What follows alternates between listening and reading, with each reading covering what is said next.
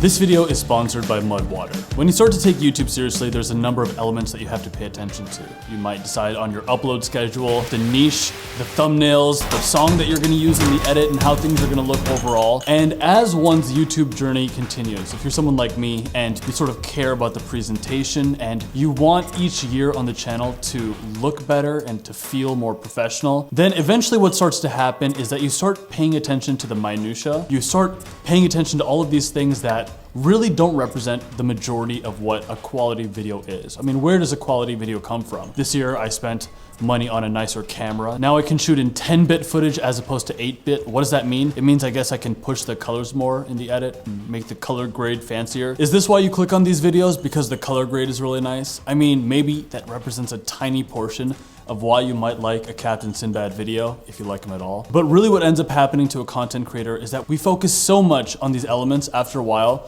that don't mean much to the viewer experience. And I have to periodically remind myself that at the end of the day, that doesn't matter that much. What matters to the viewer today is the same thing that would matter to a viewer like 2 years ago. And this is a quality that is consistent with so many types of YouTube videos.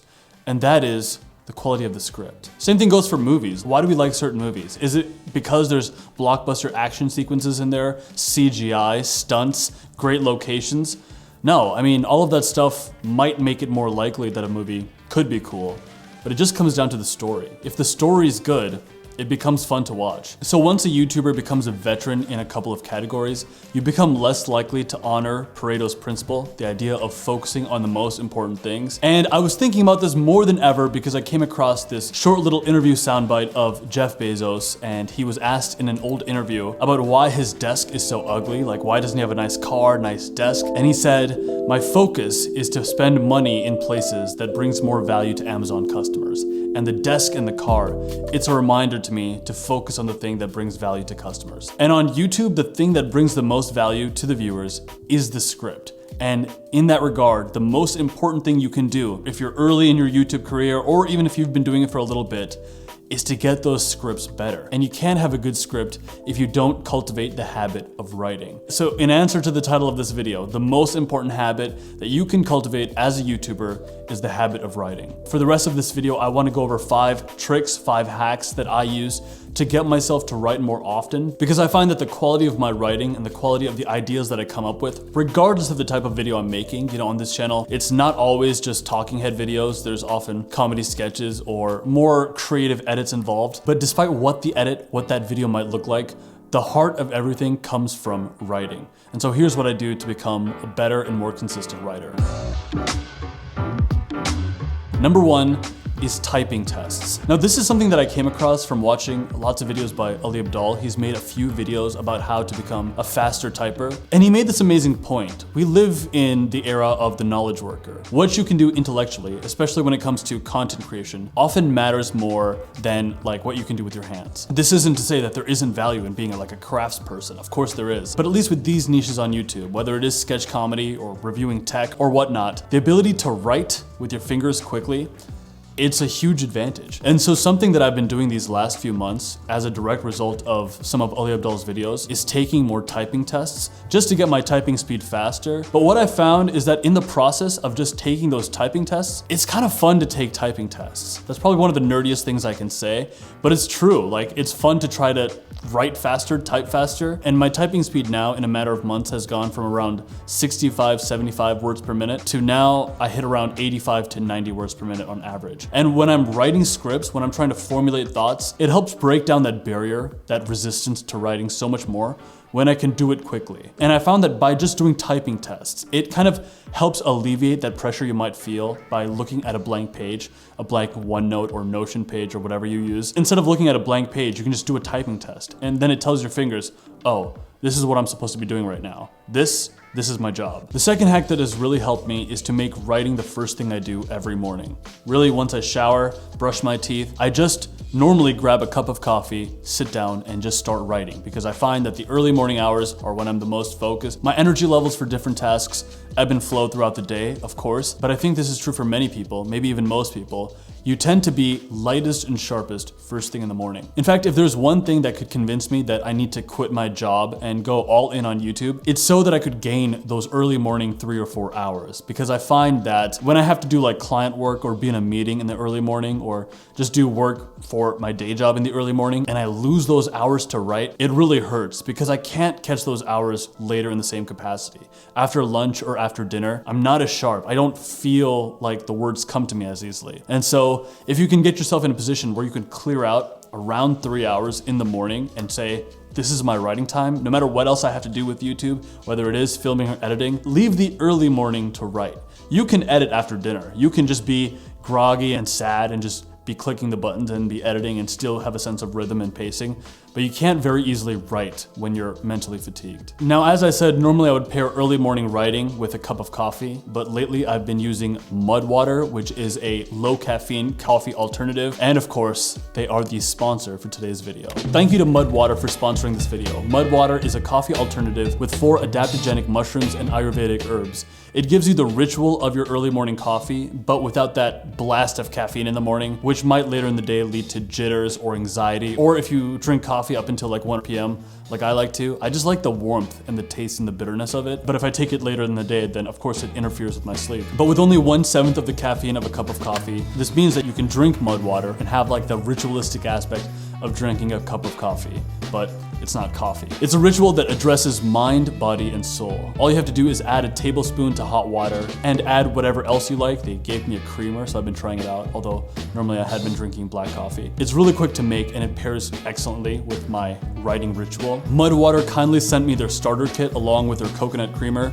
This kit includes 30 servings of mud, a USB rechargeable frother, a free sample of their vegan coconut creamer, and a free guidebook with stickers. Some of their ingredients include cacao and chai for mood enhancement and a microdose of caffeine, lion's mane to help improve focus and improve brain function, and also cinnamon, which has antioxidants in it. You can try Mud Water today and get 15% off of their starter kit by clicking the link in my description box. Thank you, Mud Water, for sponsoring this video. The third thing that helps me write is to go for a 20 to 30 minute jog if I feel stuck. I've mentioned the book Spark on my channel several times now, but John Rady, the author of that book, is also a Harvard professor, and he's done lots of research on cardiovascular exercise in particular and how it affects the brain. And what it does is increase the secretion of a growth hormone called BDNF, brain-derived neurotrophic factor, which increases dendritic connections in your brain. You just feel sharper post-cardiovascular exercise. You also feel sharper from like weightlifting and things like that, but they find that cardiovascular exercise has the #1 effect on increasing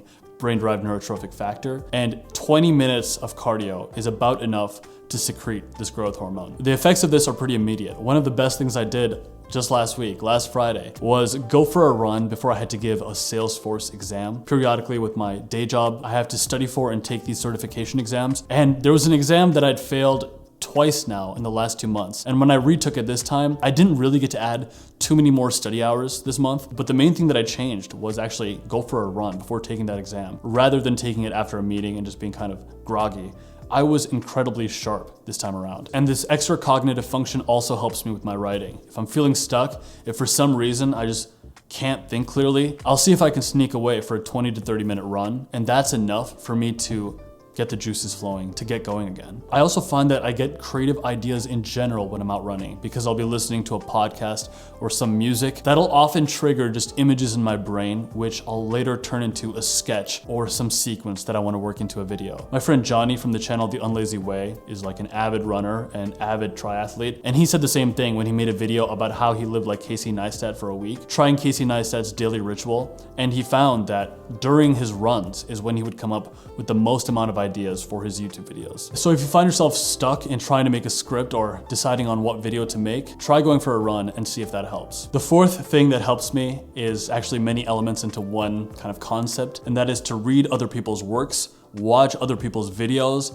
and then analyze and copy what they're doing. I'm a huge advocate for copying, okay? Of course, authenticity and originality are the best case scenario. You ideally want to come up with ideas that are your own, of course. I love it when I can come up with an idea that's just me and no one else can make that video. But at least some of the time, I have to get inspiration from others to break out of a creative rut. And if you're ever unable to be original or completely authentic, I find that there is nothing wrong with copying. So long as you give credit where credit is due and ideally spin a concept into your own narrative, into your own take on it. In fact, Chase Jarvis, who's a very successful photographer and someone I look up to, he had said this in his book, Creative Calling. He said, creativity is nothing more than just remastering multiple ideas and making them your own. Those other ideas don't have to be your own. You just have to respin them into your own voice. And you can often get that by consuming other people's work, but not just blindly consuming them, not just sitting back and watching TV or watching someone else's YouTube video. Watch these things with an analytical mind and have like a document open where you can sort of figure out what their process is. When I first started watching Matt D'Avella's 30-day challenge videos especially, which is a type of video that really made his channel explode in 2019, at first I would just visually take in the whole video because he brought such a sense of storytelling into the personal development space on YouTube. And I would just think, wow, this is just amazing, but I don't really know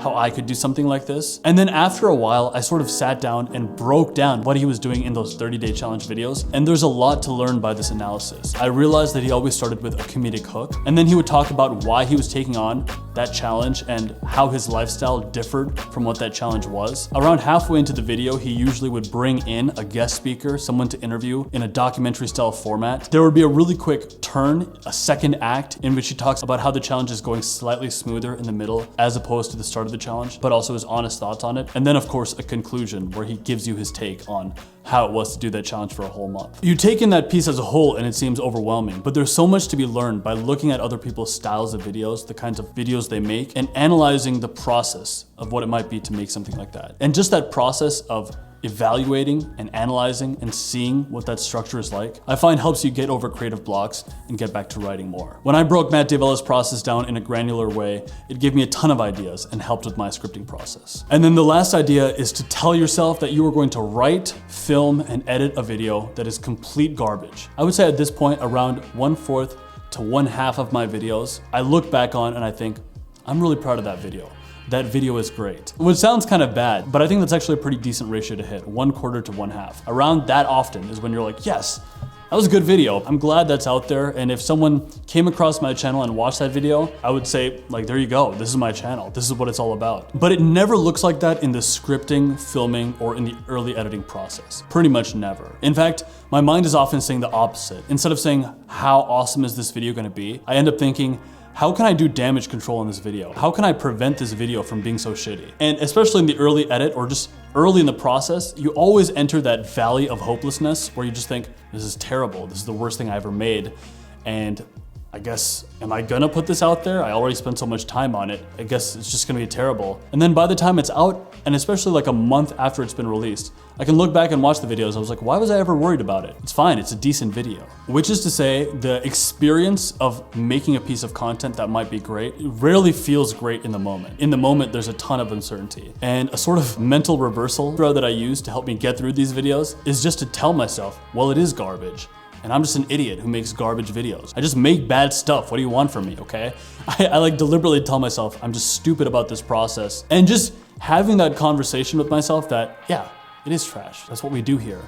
It just takes some of the pressure off, at least artificially. I start to convince myself that I don't need to take it so seriously. And it's often perfectionism or just that idea of needing to one-up yourself or get better every time that really can get a creator stuck. And so when you tell yourself deliberately, I'm gonna make trash, it can at least get you going. I have quite a few videos now where people will in the comments say really nice things that probably aren't true, like this looks like a Hollywood trailer, this belongs on Netflix, but we can tell you, in the thick of making it, especially when all these little mistakes aren't corrected for, it just doesn't feel that way. You just have to trust that the result will turn out, but you have to get out of your own way and not be such a perfectionist.